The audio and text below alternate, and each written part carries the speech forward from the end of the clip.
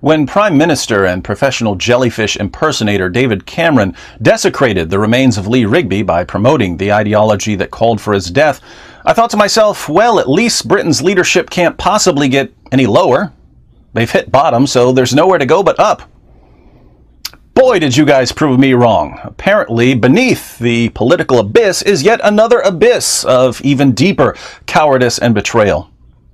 The UK's gelatinous politicians have done what the 7/7 bombers couldn't have dreamed of doing. They've announced to the world that certain beliefs are officially above criticism, and that people like Robert Spencer and Pamela Geller, who promote open discussion of these beliefs, aren't welcome in Great Britain, just as they aren't welcome in Mecca.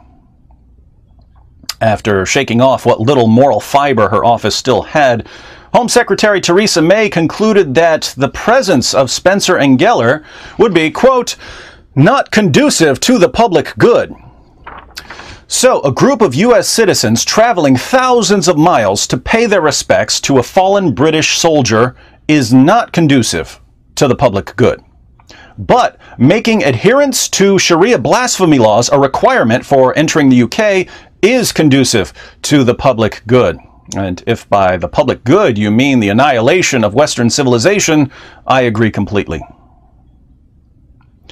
How do you think this public service message by the Home Office, or as some call it, the Office of Endless Surrender, will be received?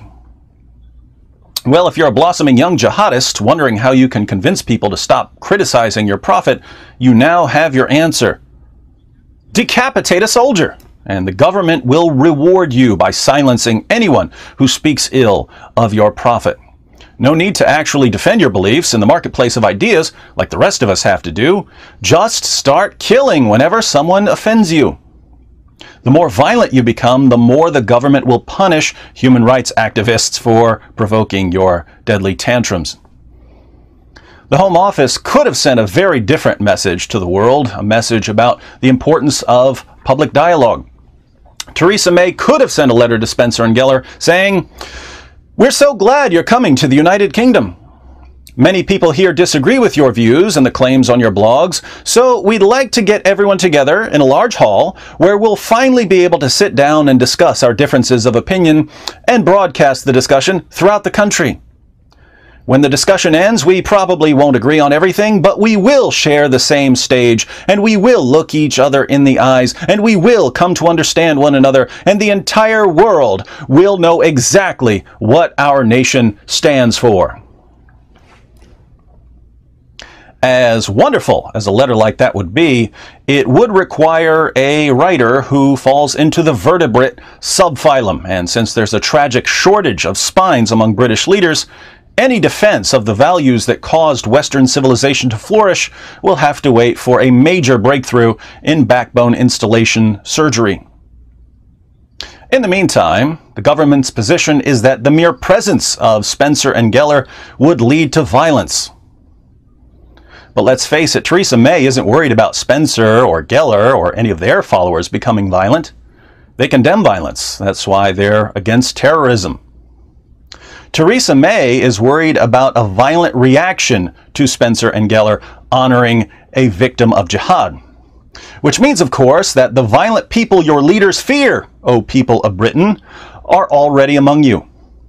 You invited them in, and in the name of tolerance and multiculturalism, you refused to challenge their intolerance and cultural supremacism.